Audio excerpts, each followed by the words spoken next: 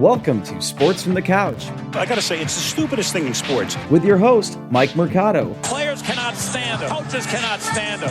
Most importantly, the fans can't stand him. Brought to you by Mercado Airwaves. I'm gonna say it once, and hopefully I'm wrong, but it's a disaster waiting to happen. That is so bad, that is absolutely brutal. Hello and welcome in, friends, to another edition of Sports from the Couch here on Mercado Airwaves. I'm your host, Mike Mercado. I want to thank you so much for making us a part of your day. It is Monday, February 2nd, 2021 in the snowy city of Chicago, and we have ourselves a special edition of the show as we are taking questions from the mailbag. You guys had a bunch of sports thoughts. We have to get to them.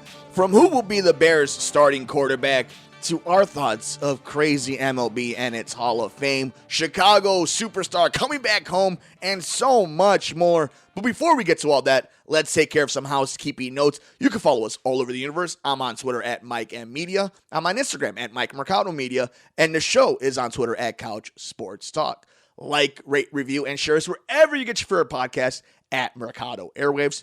You can support the network at patreon.com/Mercado Airwaves, the home to our interviews with athletes and celebrities that you could get before anybody else and ad-free at patreon.com/Mercado Airwaves. Guys, we have swag. We have some awesome clothing that you could check out at teespring.com/Mercado Airwaves. We even have a really dope Merc Out Cancer shirt where proceeds are going to cancer survivors and cancer research. That's teespring.com/Mercado Airwaves.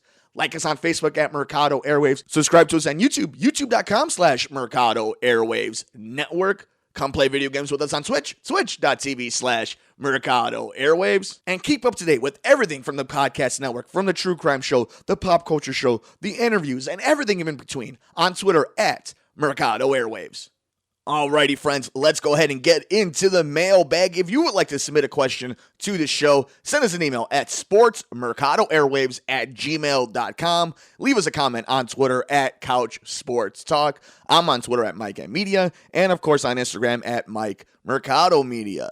And the first one is from our friend Adam. Universal DH. So right to the point, no question. Yeah, I guess this is coming off of some of the recent news that we're hearing about a shortened MLB season, about 152 games, 155 games, around that range. And the big holdup seems to be that the owners are trying to negotiate I guess you can imagine as a trade-off, right? They want extended playoffs. And in order for that trade-off, they're willing to get rid of the universal DH or give them the universal DH. I'm not 100% sure off the top of the dome, but Buster Olney was actually on Greeny this afternoon, and they were talking about it.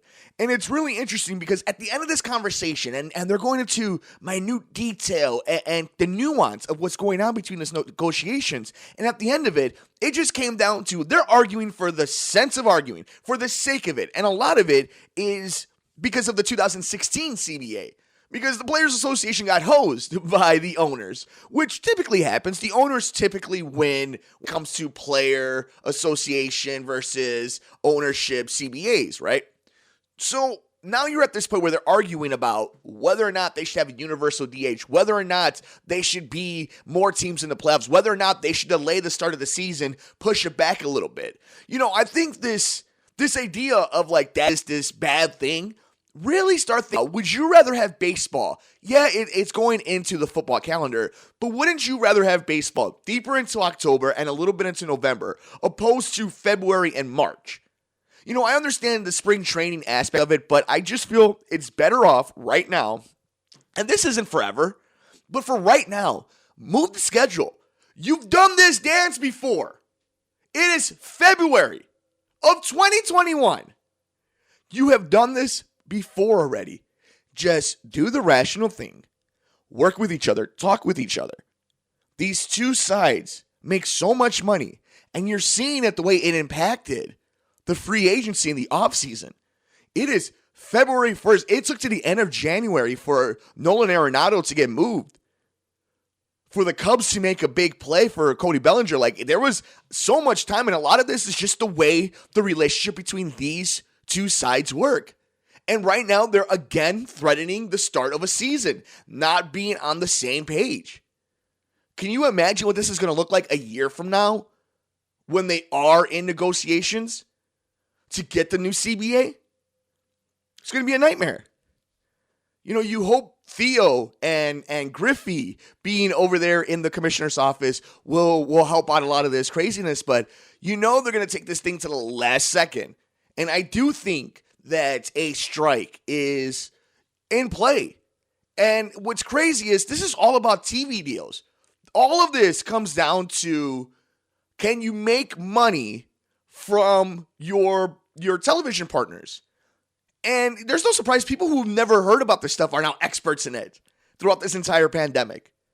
So you're going to threaten losing the start of a season or threaten losing the entire season because you guys can't get along. You can't make concessions. You can't give up a little bit of money. You don't want to pay for the assets that are making you able to build around Wrigley Field, or what the Dodgers are doing, or the Red Sox and Yankees did. You're seeing that San Diego's putting this all together. It bothers me because the only people who are going to lose in this are the fans. In a sport that's losing fans. In a sport that's dying. And the biggest issue they have is infighting for something stupid. Look, I understand the idea of changing the game too much for the purists. I get it. I really do. It's the same if somebody changed your favorite video game franchise, or your favorite comic book franchise, your favorite model of a car. All the different scenarios you could think of. I understand it. But you have to be able to recognize, empathize, and at least understand the evolution of something to survive. And if that means more offense, if that means it's able to create more jobs, it's able to make people who are specialists like a pitcher concentrate on being a specialist like a pitcher, especially when you're paying them so much damn money, right? You don't need them out there. I also think the idea of the 7-inning doubleheaders, awesome. In and out, 2 baseball games, a lot of fun, high action. You're not losing anything. And I also love the runner in second, because one of the biggest problems that baseball's having is the 3 outcome rule. Well, now you're adding a little chaos to it, to the math, and I like that. And I think a lot of people do too. So it's these old people from the ages of 45 to 67 who are making these decisions, and it doesn't make any sense. Shout out to all my people that age. There's nothing wrong with it. It's just, that's what's happening. Read the room, people. And that's Major League Baseball, man. Major League Baseball, and this is the entire league, just can't get out of their own way. So hopefully Universal DH comes along. Hopefully we get these expanded playoffs. Hopefully we get a little bit more ideas so these teams can make a play and know what they're doing heading into the season. Let's push it back. Let's shorten the season. I think both are good. I think even in a non-pandemic year, the season shouldn't be so damn long. And if it is, double headers, 7 innings, let's go. But it'll be interesting to follow this story as it kind of goes along. Thanks, Adam, for the question. All right, this next one comes from, what are the chances the Bulls get involved in the Bradley Beal trade market? And do you think it's possible to do without including Zach LaVine? So, the Bradley Beal thing is interesting. I've always undersold Bradley Beal. And I think a lot of it had to do with John Wall being kind of the guy there. Bradley Beal coming out of college, hype. I did like him a lot, And John Wall was a star there. Washington always had a hard time taking it to that next level in the Eastern Conference. And then you're seeing him kind of just ball out right now and just snapping. And these teams are going out for 140 points in a regulation game. Bradley Beal to the Bulls on its own, surface level, amazing. It answers a lot of questions and concerns that the Bulls have had this entire regime. That is, until kind of this point. I don't think a move where you're getting rid of LaVine and bringing in Bradley Beal is a step up. It's probably closer to a lateral move. Probably Bradley Beal's a more efficient player, polished player. But if you're telling me Bradley Beal next to a Zach LaVine is kind of the idea that, but this really just stems to the universal problem on this team right now. What's Kobe White? Because he's not a true point guard. He's not setting up the offense. The dude is a playmaker. maker when it comes to having the ball in his hand, shooting it, and creating offense. Not what a Rajon Rondo does, where he's a floor general and he's setting people up and he's giving people the best opportunities and the best looks in the offense, running the offense properly. And when you have somebody like Billy Donovan, a pro's pro, a top tier head coach in the NBA, you're going to need somebody that's going to be able to handle that and call a defense, call a play, be speaking on the floor. And I don't know if Kobe White's that. The dude's a killer, though. Like, he's legitimately a cold assassin. So the frustrating thing is you're willing to just keep kind of seeing if you can make it work. Because if it does, we're going to Sizzler. But I guess when you start talking about the Bradley Beal thing, that's where it's really stemming from.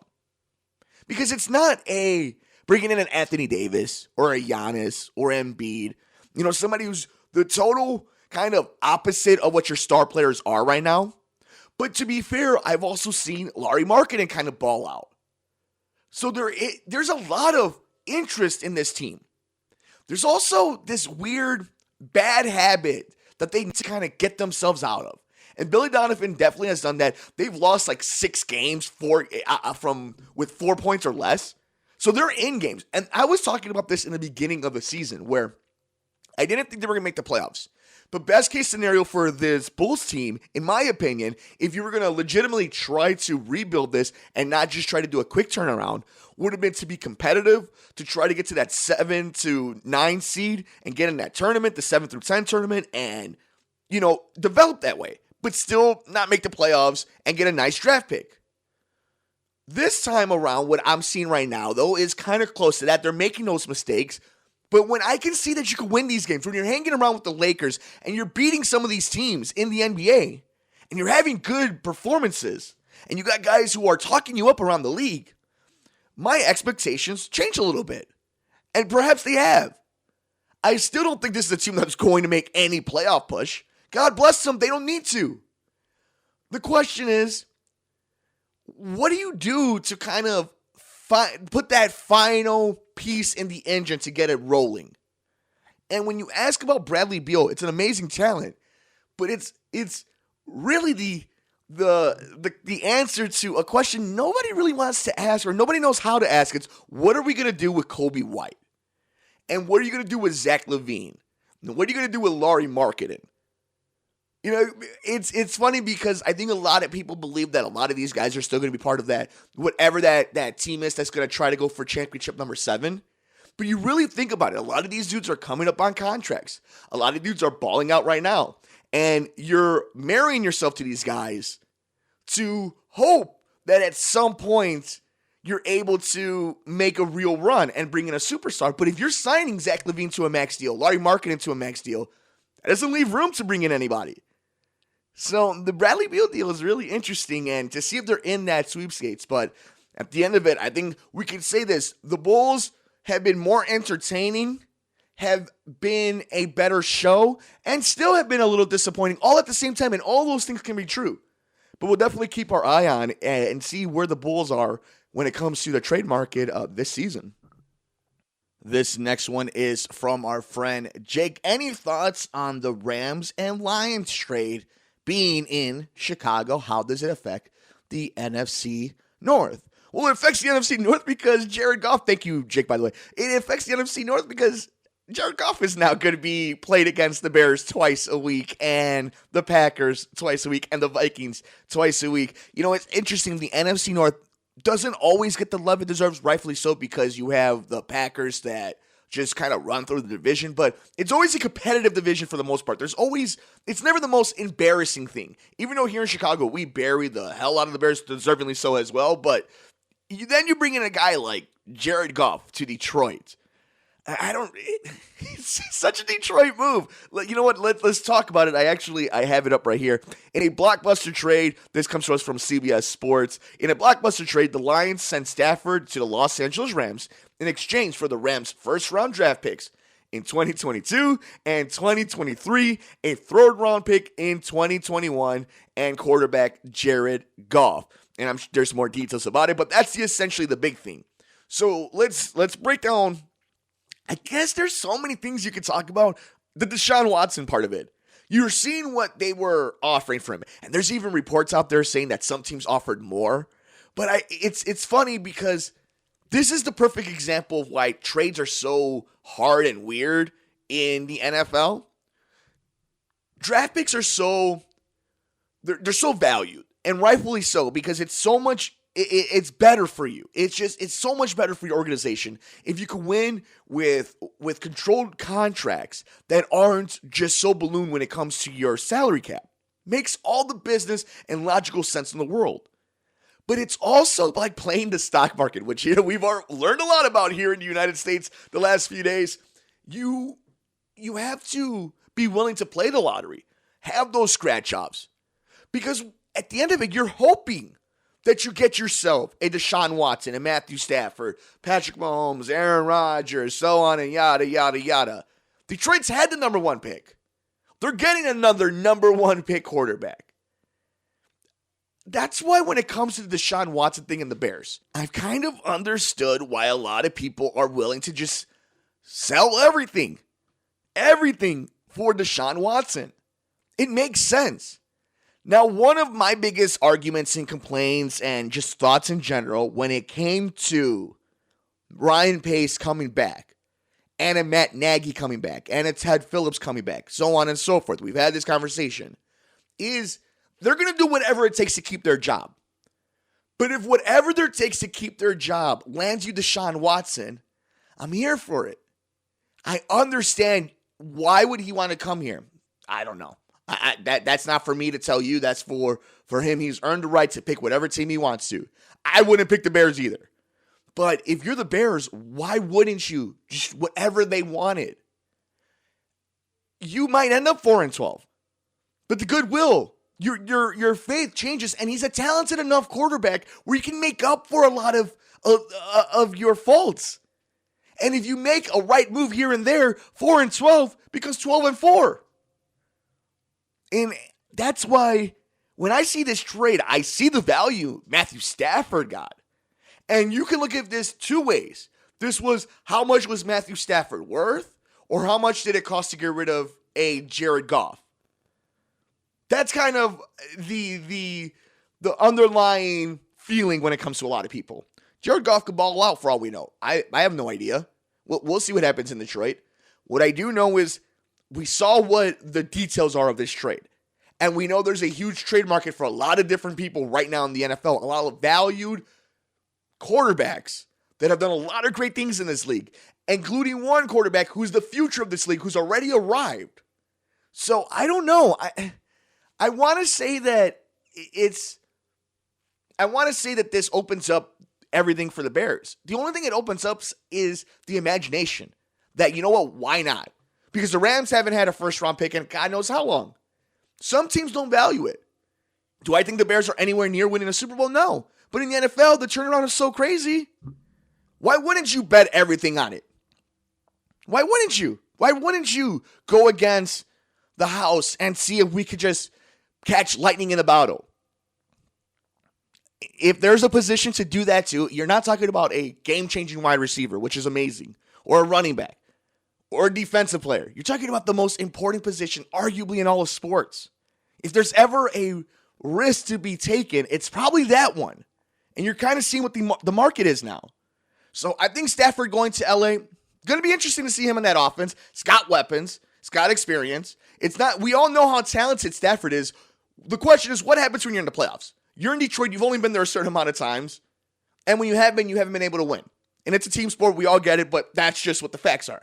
So now you're going to a place where you have to win. You're going to a place where you're playing against the Arizona Cardinals, the San Francisco 49ers, who might get Deshaun Watson. You're going against the Seattle Seahawks.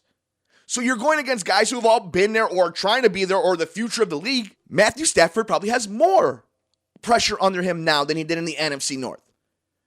But you got to take the chance, and you got to think that he's definitely got more accuracy. He's definitely got a better arm when it comes to maybe what McVay wants to do. He doesn't have to just dink and dunk the entire time. So there's a lot of interesting storylines going from there, but the pressure's on for both of these guys. And now that we have this love for draft picks in the media and as a fan base, even more now than ever. So we'll see how this one plays out, and we'll see how the dominoes fall from it with the value of a Matthew Stafford, what that means for guys like a Matt Ryan, a Deshaun Watson, Carson Wentz, and so many others. But thank you for the question, Jake. It'd be interesting to see the NFL, even during Super Bowl week, so much stuff to talk about, not on the field. The amazing Maggie-ass Chicago's own Candace Parker signs with the Chicago Sky. How are you feeling about this? I am absolutely ecstatic to have the one and only Candace Parker joining her hometown team. We are talking about somebody who is an MVP, a Rookie of the Year, a champion, a comeback, and multiple MVPs and Defensive Players of the Year, an amazing analyst, amazing person, and so much of a good vibe to the city. You've seen it on social media at Chicago Sky on Twitter. Welcome home at Candace_Parker.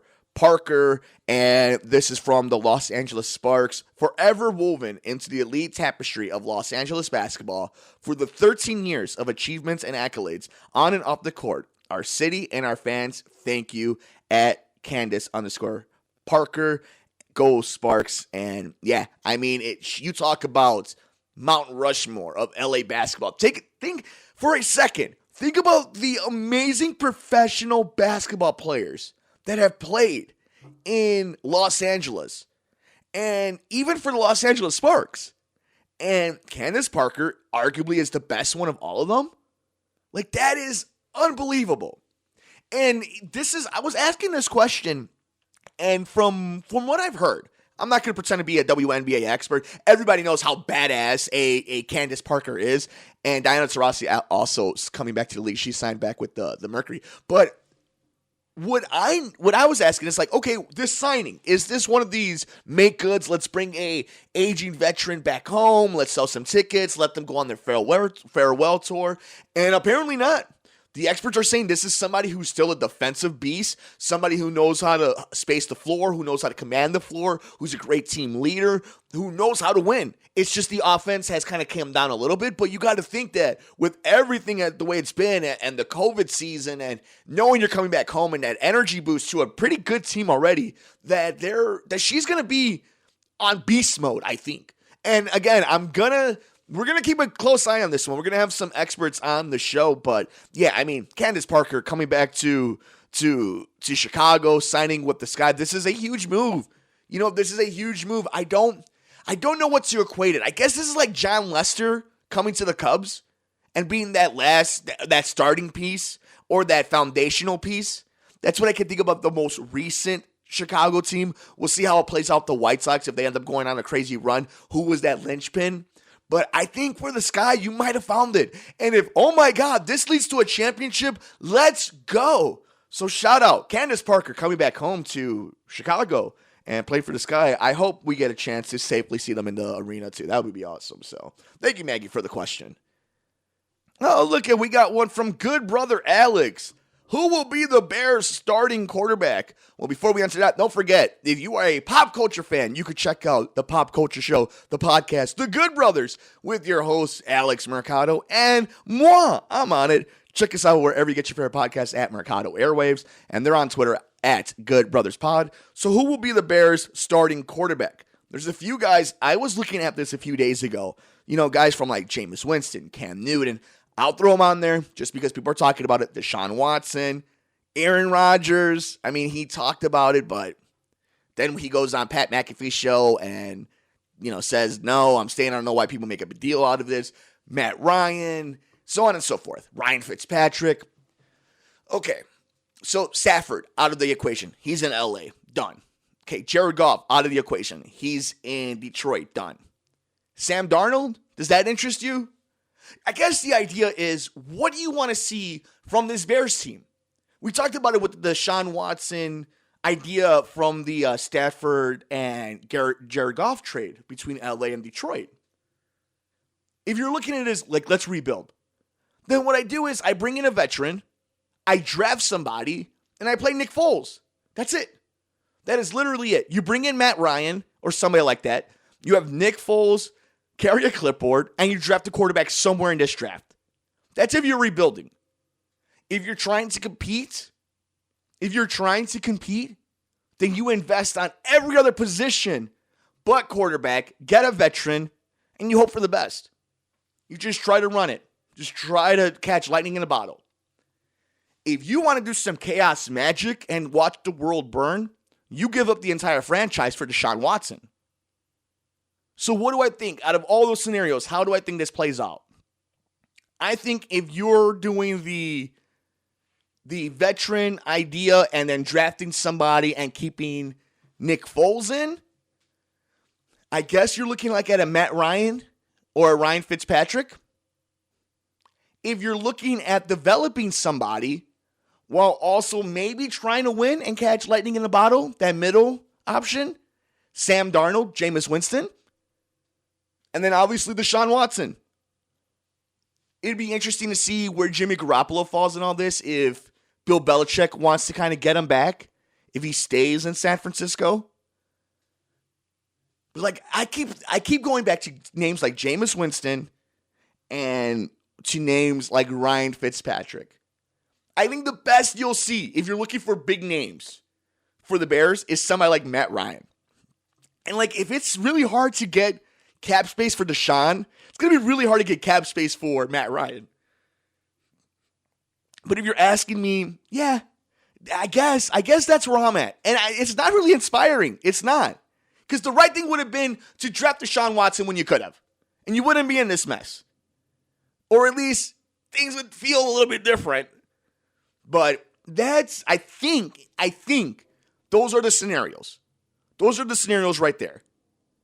And they're all so different and also similar, and doesn't get them any closer to a Super Bowl. But do they go the route of a Jameis Winston, Sam Darnold? Let's see if we can rebuild somebody and catch Ryan Tannehill lightning in a bottle. Do they go the Nick Foles, Matt Ryan, draft the quarterback route? Or do they go all in and try to get somebody like Deshaun Watson? I'm leaning towards the middle. Bring in Jameis Winston, bring in Sam Darnold, and try to go for it right now because everybody's job is on the line. But it'd be fascinating if it's one of the other two. It'll be more fascinating for us if it's one of the other two options. Thank you, good brother, for that question. This one comes to us from Cisco. Will the White Sox make it past the wild card round? And it's interesting because everybody knows that I'm actually pretty high on the White Sox this year. The real question for them is not about offense. It's if their pitching rotation can stay healthy, can stay consistent. Depends on what you get from like Lucas Giolito, somebody like a Dallas Keuchel, who's going to be that veteran force, a Lance Lynn, a Dylan Cease, a Ronaldo Lopez. They brought back a Carlos Rondon. Well, like how would that play out for them when it comes to injury? Obviously, Liam Hendricks coming in. So you saw that this offseason, the moves that they were making were to solidify the pitching. Because you know what you're getting from MVP Jose Abreu, Eloy Jimenez. You know what you're getting from Luis Robert. You know what you're getting from Tim Anderson. What you're getting from Yoan Moncada if he bounces back from COVID-19. Like, there's a lot to like about this White Sox team. Now, we do know, and you've learned it from the city of Chicago, where if you have a window, you have to strike. You have to strike now because nothing is guaranteed. And you can be as hot of an offense as the White Sox were and go against a rotation like the Athletics and a bullpen like the Athletics and get beaten in the wild card and not be able to make a run at it. And this is the year where I'm somebody who I'm willing to put some cashola on this White Sox team on the American League. But it all comes down to that rotation, how people bounce back. We're not even talking about Kopech. There's a lot of questions still about this team. But I want to see a magical upgrade. I don't want to just see him being a single guy. I want to see him have some pop to his bat. I want to see him do something special. I do think you're going to see an even bigger jump from Tim Anderson. So I'm excited about this White Sox team. I think you guys should be as well. You have to see it in a full season, whether that's 150-something games or the full 162, whatever the case may be. It's going to be different than the 60 that they played, but I like their chances. And I like that the division kind of just gave up, right? So the division's there for them in the taking. I like the White Sox, and I think you guys should as well. Alrighty, this last one is from Victoria, and it is nobody voted into the Baseball Hall of Fame, Hell, even Curt Schilling lost votes to the Hall of Fame. What are your thoughts? Okay, so we got here finally. I feel like I've been yelling at this to friend of the show, Paul Shivari, over at Baseball Weekend Journal, that when it comes to Hall of Fames, it's really annoying. I think Hall of Fames are awesome. I love museums. Believe it or not, your boy over here loves museums. And that's what I think the Hall of Fame is. But some of these writers and some of these quote-unquote purists, they just killed the entire vibe for me. This is from CBS Sports. For the first time since 2013, and only the 9th time in history, no players were voted into the National Baseball Hall of Fame by the Baseball Writers Association of America. The 2021 Hall of Fame vote results were announced Tuesday, and no players met the 75% threshold needed for induction. And then you saw Curt Schilling talk about he'll take his name off the ballot, and he'll just wait for the veterans to vote, wait for somebody who, to his claims, people who actually know the sport. I understand just everybody's confusion about it. Hell, I even understand not liking Curt Schilling. But to argue that he's not a Hall of Famer is kind of crazy. And to me, this sanctity of the Hall of Fame is kind of crazy to me. You don't take away the T-Rex because he was a predator. She was a predator. You don't take away the Velociraptor because they ate baby dinosaurs. You don't take away animals, tigers, and lions, and because they eat other animals, or because things aren't as pretty or the way you want them to, you can't change history. And I understand that it's a private thing. It's not by baseball. But who are you kidding? Look in the 80s, the 90s, even the early odds, I understand it from all before. You controlled the narrative. You controlled history. You told everybody what the greatness and the sanctity and the purity of the sport was. You were the gatekeepers. But there's this thing called the internet. You know, the thing that I'm ranting on right now. A lot of people have it. A lot of people have heard of it. And you can't deny people. So yeah, there's guys that we can have the fun conversation of the Mendoza line for the Hall of Fame, the Minnie Minoso line, whatever you want to do. I'm joking on their names. You know, obviously big enough stars where they have that, right? So, that's fun conversation, and there should be that. But this kind of moral compass that a lot of these journalists have, and mind you, I'm in the field. I know some of these dudes. Kind of weird calling out people. You know what I'm saying, if you get my drift?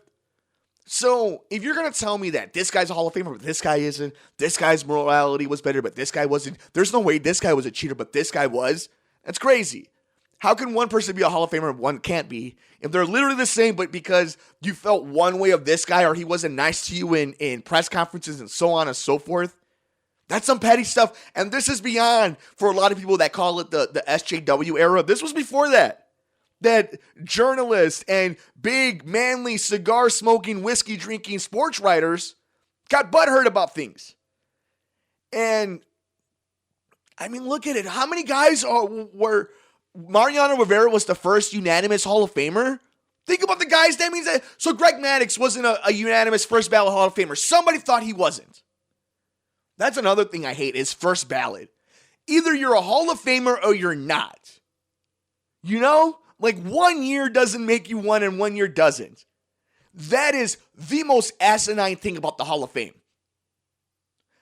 So many, and we've seen legends die before being named Hall of Famers. Hell, even in this city, it happens all the time in Chicago. But that right there, that gatekeeping of first ballot, we're going to decide if you're a first ballot. But yet, when they get into the Writers Association Hall of Fame, whatever newspaper committee they work for, whatever little small town they're at, or whatever podcast or blog website they're on, and they win an award, they don't mention how many times they've been voted on before, how many times they've lost. And when they do, it's a badge of honor. I'm 13 times nominated, but I've only won once. That was at number 13. They don't say that you don't get mentioned that it was on the 13th try he finally won. No, you won. You're a champion, and you've been nominated. And Hall of Fame should be the exact same thing. Greg Maddux is a Hall of Famer, whether it was his first time on the ballot or his 10th time. If Ron Santo was a Hall of Famer, he's a Hall of Famer. If Mark Burley is a Hall of Famer, so be it. But this gatekeeping needs to stop. And it just seems like it's more and more sensitive now more than ever. And all you're doing is hurting your product, your museum. Because it's the same thing with NCAA football, right? They thought they were slick. Reggie Bush, get rid of your Heisman. You didn't win it. No, he won the Heisman that year. I saw it with my own eyes. And if I need confirmation, I'll just look it up online. Because the games happened. He dominated. You gave him the trophy. You screwed up. That's where I'm at when it comes to Hall of Fame. I get a little upset with that. I get a little fired up, but it's only because I love history. I love museums. I love being able to kind of celebrate and learn from it. And we don't get that with baseball. They try to deny it. Say what you will about football. There's a lot of monsters in all walks of life, in all walks of achievement and glory, and when they shrine them. But the NFL has had plenty of dudes who are just monsters, just horrible men. But in their field, they were Hall of Famers. Their sport recognized them. And then maybe they did something horrible. Maybe they did things in private that eventually came out. But the sport recognized what was within the sport. And then it's up to us how we judge them and how we want to remember them in history. I just think this weird controlling of a narrative is a little much from the Writers Association, but that's their job. At least that's how they see it. So it's just up to us to have the conversations. And I don't need them to tell me Pete Rose is a Hall of Famer, because he is. Whether what he did was horrible in the sense of the rules of the game and the spirit of the game, of course. And that's up to us for the fans and people who do the dialogue and people in the media and sports writers and historians. We have that conversation. But in the museum and in lore, he's a Hall of Famer. That's where I'm at right now. So I think it's just crazy that nobody got in this year, but that's baseball for you. That'll do it for us on this edition of Sports from the Couch here on Mercado Airwaves. Thank you so much for making us a part of your day. Don't forget, you can follow us all over the universe. I'm on Twitter at Mike M Media. I'm on Instagram at Mike Mercado Media. And the show is on Twitter at Couch Sports Talk. Like, rate, review, and share us wherever you get your favorite podcast at Mercado Airwaves.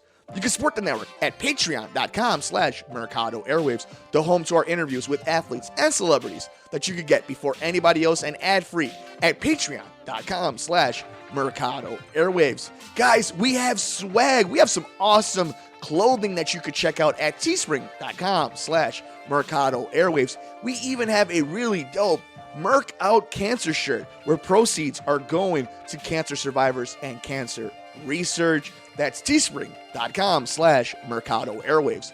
Like us on Facebook at Mercado Airwaves. Subscribe to us on YouTube, youtube.com/Mercado Airwaves Network. Come play video games with us on Twitch, twitch.tv/Mercado Airwaves. And keep up to date with everything from the podcast network, from the True Crime Show, the Pop Culture Show, the interviews, and everything in between on Twitter at Mercado Airwaves. Enjoy all the games, take care of yourself, take care of each other. We will see you next time here on Sports from the Couch on the Mercado Airwaves Network. I'm Mike Mercado.